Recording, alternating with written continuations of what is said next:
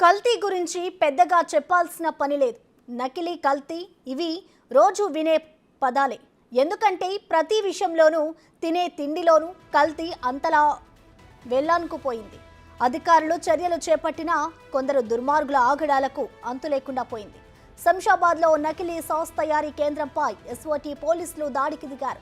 ప్రాణాంతకమైన రసాయనాలతో sauce తయారు చేస్తున్నట్లు గుర్తించారు. బాలాజీ ఇండస్ట్రీస్ లో సింథటిక్ రంగులతో సాస్లు తయారు చేస్తున్నారన్న సమాచారంతో పోలీసులు తనిఖీలు చేశారు. పెద్ద ఎత్తున నకిలీ సాస్లు గుర్తించారు. మొత్తం 3,50,000 విలువైన సాస్ ను సీజ్ చేశారు.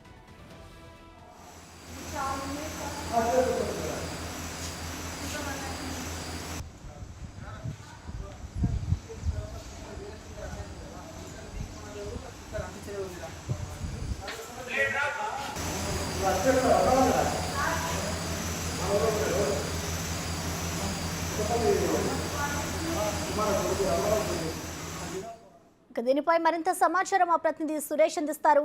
సురేష్, చెప్పండి, అసలు ఈ నకిలీ సాస్ ని ఎప్పటి నుంచి తయారు చేస్తున్నారు? డీటెయిల్స్ ఏంటి సురేష్? గత కొద్ది రోజుల నుంచి కూడా హైదరాబాద్ లోని ఫాస్ట్ ఫుడ్ సెంటర్స్, బేకరీలలోకి నకిలీ సాస్ ని తయారు చేసి సప్లై చేస్తున్నట్టుగా ఎస్ఓటీ పోలీసులకు సమాచారం అందడంతో ఈ రోజు ఆ గోదాం పైన ఏదైతే తయారీ కేంద్రానికి సంబంధించి శంషాబాద్ లో ఒక షెడ్ ఏర్పాటు చేసి అక్కడ కెమికల్స్ వాడి ఈ సాస్ ని తయారు చేస్తున్నట్టు గుర్తించారు ఎస్ఓటీ పోలీసులు.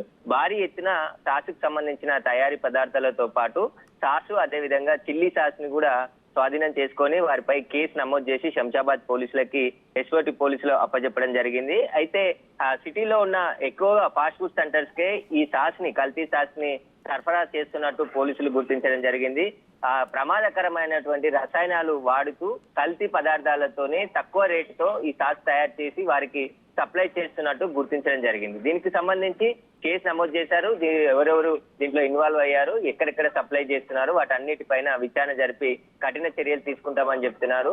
ఆరోగ్యకరమైన హైదరాబాద్ లో ఉండే ప్రజల పట్ల అనారోగ్యకరమైన ఇలాంటి పదార్థాలు సప్లై చేస్తే కఠిన చర్యలు ఉంటాయని చెప్పేసి కూడా పోలీసులు హెచ్చరిస్తున్నప్పటికీ ఇలాంటి నకిలీ ముఠాలు, నకిలీ ఈ సాస్ ని తయారు చేసి ప్రజల ఆరోగ్యంతో చెలగాటమాడితే సహించేది లేదని చెప్పేసి పోలీసులు హెచ్చరికలు జారీ చేయడం జరిగింది.